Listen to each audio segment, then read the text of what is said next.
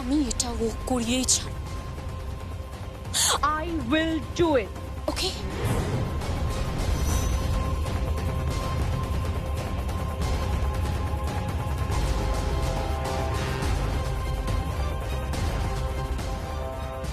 Hello, Don বলছেন? কে বলছেন? আমি সুনীতি ব্যানার্জি বলছি, ওয়াইফ অফ সংকল্প ব্যানার্জি। একটু সংকল্পের সাথে কথা বলুন না। প্রিয়ম গেছিল না আপনার কাছে? হ্যাঁ। কথা বলুন না প্লিজ, একটু কথা বলো, কথা বলো। প্রিয়ম ওখানে গেছিল? হ্যাঁ, জিজ্ঞেস করো প্রিয়ম বিজ্ঞাপনটা করছে কিনা। তুমি তো ওকে বারবার রিকোয়েস্ট করেছিলে, বারবার মানা করেছিলে। স্বামী হিসেবেও তোমার কোনো কথার কোনো মূল্য রেখেছে কিনা জিজ্ঞেস করো। হ্যালো, হ্যাঁ আমি আমি বলছিলাম মানে প্রিয়ম কি বিজ্ঞাপনটা করছে? হ্যাঁ করছে। হ্যাঁ, হাসি মুখে করছে। She is very professional. ও জীবনে উন্নতি চায়, ও কেরিয়ার করতে চায়। আমি ওকে বললাম ভেবে দেখো, তোমার হাজবেন্ডের কথা ভেবে দেখো, তোমার হাজবেন্ড তোমার জন্য কত কিছু করেছে। ও বললো আমার কাছে কেরিয়ারটাই সব থেকে বড়।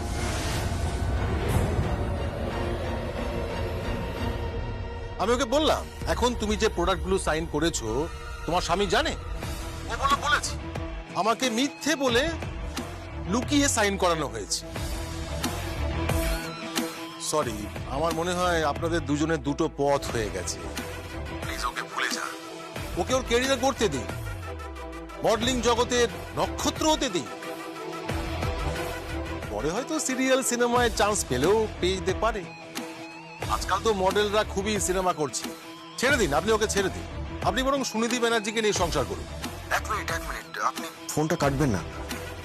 কি আপনি শিওর যে ও বলেছে ওর কাছে কেরিয়ারটাই সব? হ্যাঁ, মানে ও জেনে বুঝেই সমস্ত সই করেছে? হ্যাঁ জেনে বুঝে সই করেছে। ও এই যুগের মেয়ে, হি নোজ এভরিথিং। ওর চোখ পাখি নীড়ের দিকে, এই গগনচুম্বী সাফল্যের দিকে। সেখানে ব্যানার্জি পরিবার, শিলাই টেক্সটাইল, সংকল্প ব্যানার্জির কোনো জায়গা নেই। হ্যালো, হ্যালো,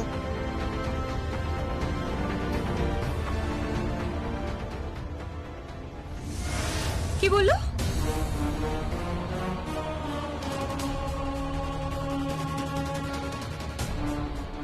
ঠিক টাইমে ঠিক জায়গায় ঠিক তীরটা গিয়ে বিঁধেছে।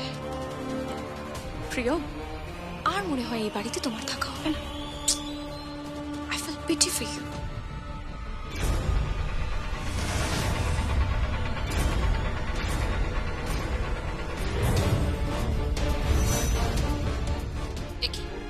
তুমি তুমি এখনো এখানে পড়ে আছো কেন? চলে যাও এখান থেকে। তূর্ণ যখন নেই আমি তোমার এই চেহারা আর দেখতে চাই না। তূর্ণ নেই তো কি হয়েছে? আমি তো আছি, আর আমি জানি যে তূর্ণ কোথায় আছে। তাই আমি প্রতিটা মুহূর্ত তোমার উপর নজর রাখব, যতক্ষণ না কেসটা কোর্টে উঠছে আর সুভাষ ব্যানার্জি বেকসুর খালাস পাচ্ছে। তোমার লজ্জা করে না? না তোমার লজ্জা করে না? একটা মেয়ে হই তুমি আরেকটা মেয়ের সর্বনাশ করছো। লজ্জা করে না তোমার? তোমার জীবনের কোনো মূল্যবোধ নেই, কোনো নীতি নেই।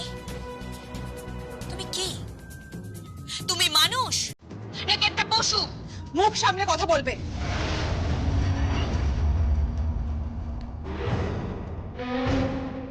আঙ্গুল তুলে আমার সাথে কথা বলবে না বৈভবী। আমি একেবারেই অভ্যস্ত নই। প্রতিটা মুহূর্তে আমি লড়াই করে বেঁচে আছি। আমি তোমার মতো কারোর ক্ষতি করি না। যাই হোক, আমি থানায় গিয়েছিলাম, ডায়েরি করে এসেছি। I want to know at any cost. থানায় গেছিলে মানে? হ্যাঁ, থানায় গিয়েছিলাম। রান্না করে নিয়ে এসো। করে না, নিজের হাতে খেটে খাও। জিলাম, জিলাম।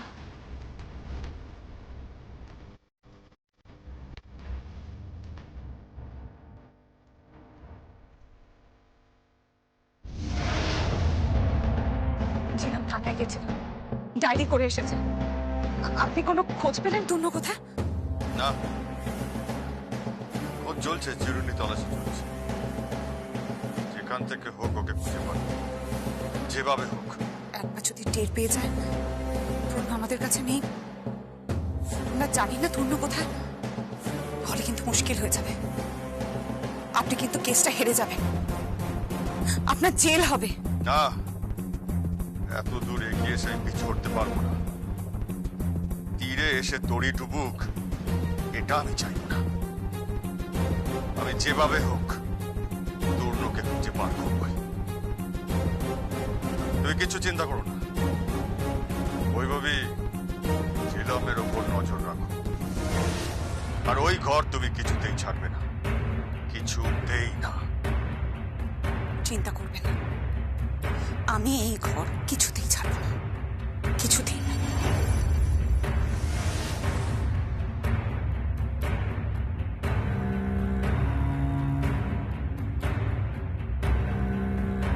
অনেক বড় গেম বৈভবী, অনেক বড় গেম খেলার চেষ্টা করছো। এই খেলায় তোমাদের পরাজয় নিশ্চিত, নিশ্চিত তোমাদের পরাজয়।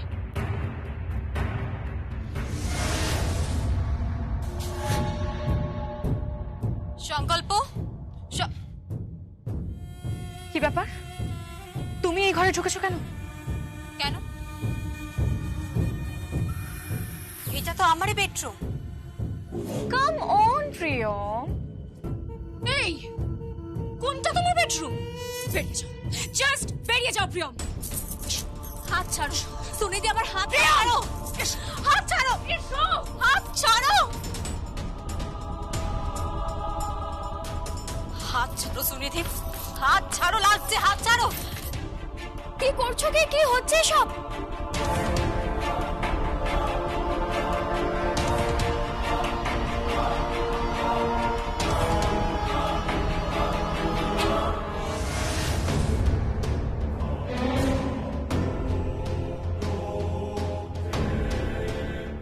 কি হচ্ছে কি এসব? সঞ্চিতা ওকে বলে দেবে ও যেন আমার বেডরুমে না ঢোকে। তোমার বেডরুম? কোনটা তোমার বেডরুম? জানো, সংকল্প ব্যানার্জির বেডরুম এখন আমার বেডরুম। এটলিস্ট এটা কোনো চিপ মডেলের বেডরুম হতে পারে। তাই বলে তুমি ওকে এইভাবে টানাটানি করবে? প্লিজ দোয়েল,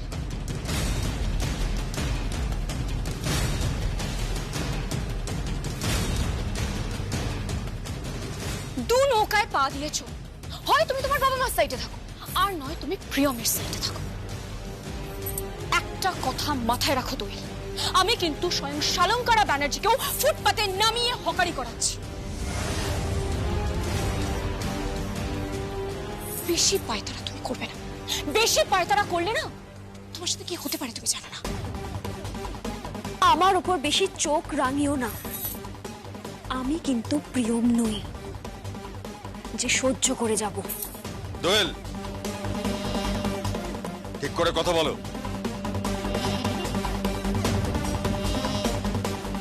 বাপি, এই মেয়েটা আমাদের বাড়ির বউয়ের গায়ে হাত দিয়েছে। So what? তাতে তোমার প্রবলেম কি হচ্ছে? যাও, ঘরে যাও। একটা কথা কান খুলে শুনে রাখো, এই পুজোর মধ্যে তোমার বিয়ে ফাইনাল হচ্ছে। আমি তোমার বিয়ে ধুমধাম করে দিতে চাই, আর তুমি শুধু সেই বিয়েটা নিয়ে ভাববে, এসব নিয়ে নয়। যাও, ঘরে যাও। বিয়ে? এই অবস্থায় তুমি বিয়ে দেবে? হ্যাঁ, বাড়ির বউটার এই অবস্থায় তুমি দিদি ভাইয়ের বিয়ে দেবে? আমার মাম্মি শালঙ্কারা ব্যানার্জি রাস্তায় দাঁড়িয়ে হকারি করছে, আর তুমি এখন বিয়ে দেবে বলছো? ড্যাডি, বিভাস ব্যানার্জি সে রাস্তায় রাস্তায় ঘুরে বেড়াচ্ছে, আর তুমি বিয়ে দেবে বলছো? হ্যাঁ, দেব। আমার মেয়ের বিয়ে আমি দেব। আর প্রিয়ম, তুমি তোমার নিজের কাজ করো। যখন তখন ওর বেডরুমে হুট করে ঢুকে পড়ো না। ওর বেডরুম কোত্থেকে হবে? বেডরুমটা তো আমার। না, বেডরুমটা আমার।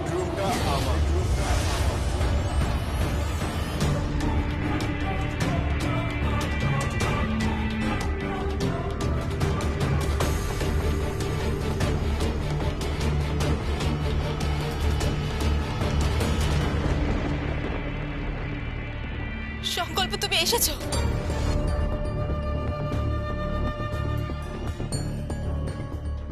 সংকল্প আমাকে বেডরুম থেকে বের করে দিয়েছে। বেশ করেছে।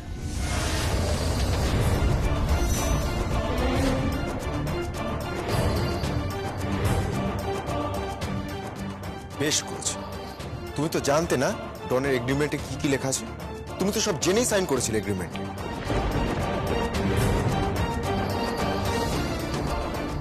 তুমি তো জানতে প্রোডাক্টগুলো কি, তাই তো?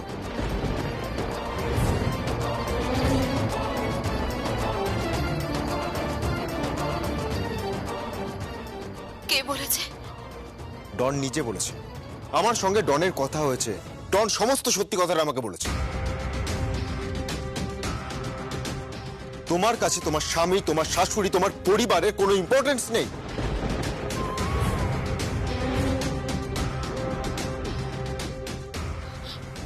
সংকল্প, তুমি আমাকে ভুল বুঝছো। আমি কোনো ভুল বুঝছি না। আমি যা বুঝেছি একদম ঠিক বুঝেছি। তোমাকে দেখে না প্রিয়ম, আমি অবাক হয়ে যাচ্ছি। তোমার এই দুটো মুখ আমি ভাবতেই পারছি না। তুমি দু মুখ হয়ে গেছো প্রিয়ম।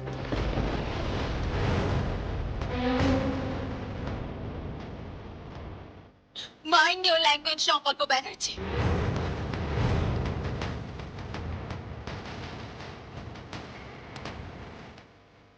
তুমি তোমার স্ত্রীকে অপমান করতে পারো না। 100 বার পারি। 100 বার পারি। কারণ তোমার স্ত্রী হওয়ার যোগ্যতাই নেই।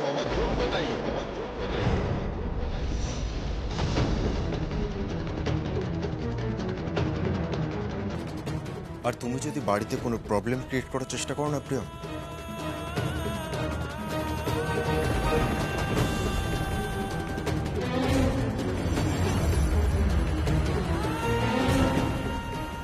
সংকল্প, কিচ্ছু করতে পারবে না।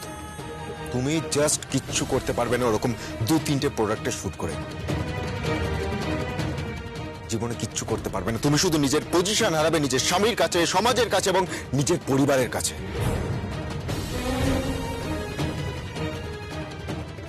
দরকার নেই এই পজিশন, দরকার নেই। তোমার কাছে কিসের পজিশন? বোঝো তুমি কিছু? রিলেশনশিপের মূল্য দাও। স্বামী স্ত্রীর সম্পর্ক তুমি কি বোঝো? বোঝো না, তুমি কিচ্ছু জানো না। তুমি অত্যন্ত কান পাতলা একটা লোক, যার স্ত্রী বা মায়ের সম্বন্ধে কোনো আত্মবিশ্বাস নেই, যারা তোমার মাকে ফুটপাতে বসিয়েছে। মিথ্যে কথা। এই সমস্ত কিছু তোমার চক্রান্ত, তোমার প্ল্যানিং।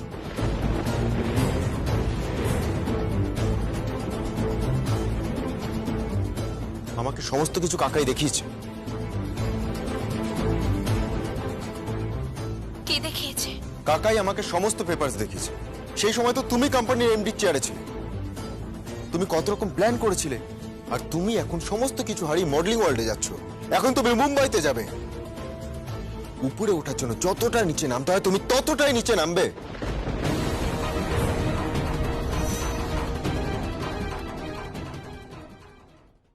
আমি এসব কিচ্ছু করিনি, তুমি বিশ্বাস করো। ডন তোমাকে মিথ্যে কথা বলেছে। উনি কেন মিথ্যা কথা বলবেন? হ্যাঁ, উনি কেন মিথ্যা কথা বলবেন? He is very professional. উনি বিজ্ঞাপন জগতের বেতাজ বাচ্চা। উনি কেন মিথ্যা কথা বলবেন? হ্যাঁ, তাহলে তুমি কি বলতে চাইছো? বলতে চাইছি যে আমাদের সম্পর্কটা এই অবধি থাক।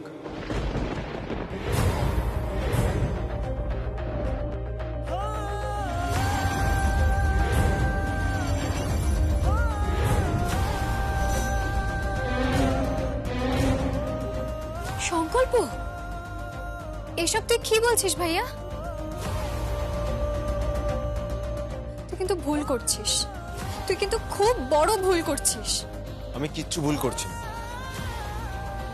আমি কিচ্ছু ভুল করছি না, আমি যা করছি একদম ঠিক করছি।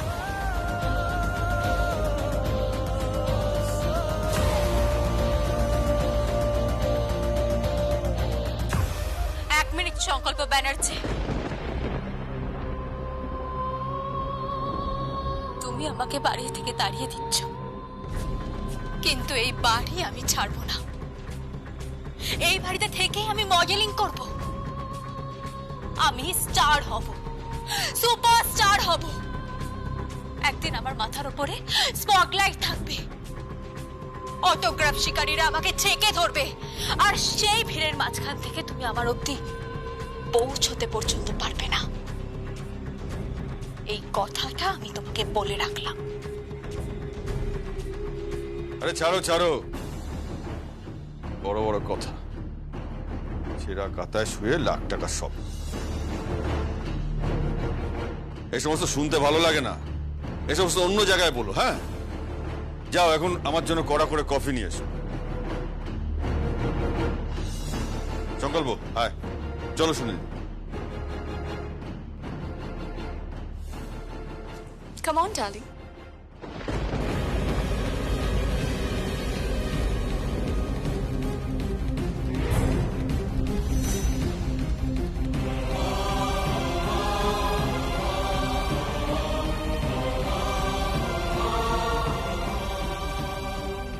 Come on, darling.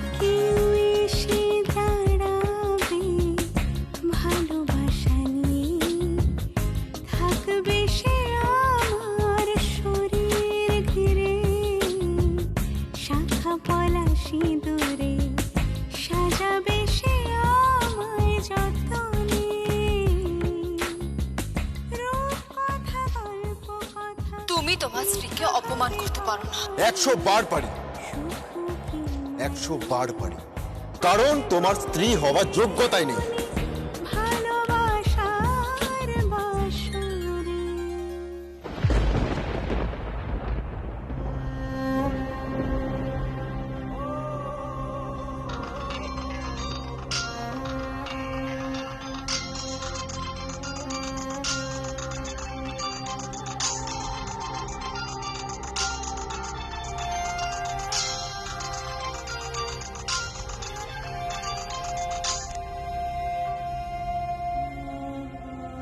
হ্যালো দিদি।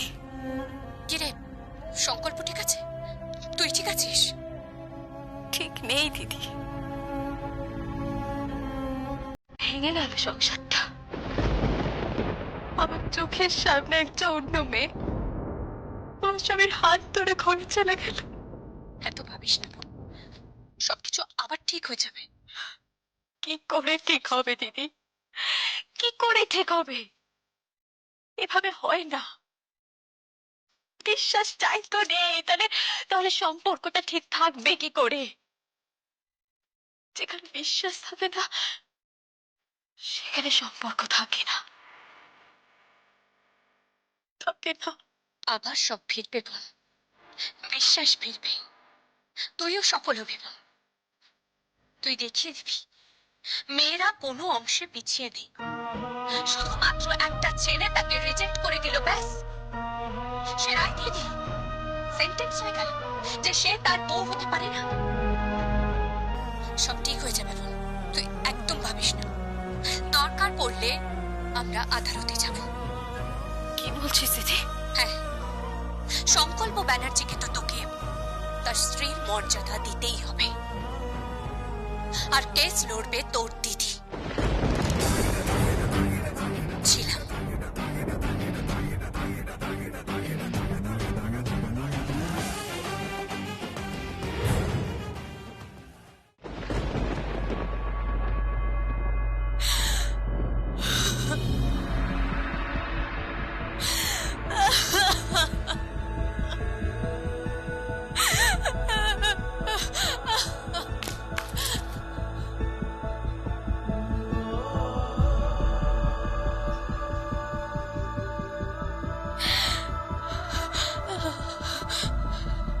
তোমাকে দেখে না প্রিয়ম, আমি অবাক হয়ে যাচ্ছি। তোমার এই দুটো মুখ আমি ভাবতেই পারছি না। তুমি দুমুখ হয়ে গেছো প্রিয়ম।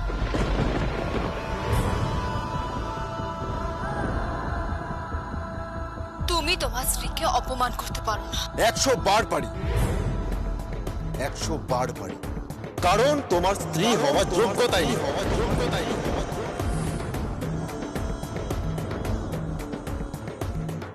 তুমি জাস্ট কিচ্ছু করতে পারবে না ওরকম 2-3টে প্রোডাক্টের শুট করে। জীবনে কিচ্ছু করতে পারবে না। তুমি শুধু নিজের পজিশন হারাবে, নিজের স্বামীর কাছে, সমাজের কাছে এবং নিজের পরিবারের কাছে। উপরে ওঠার জন্য যতটা নিচে নামতে হয় তুমি ততটাই নিচে নামবে।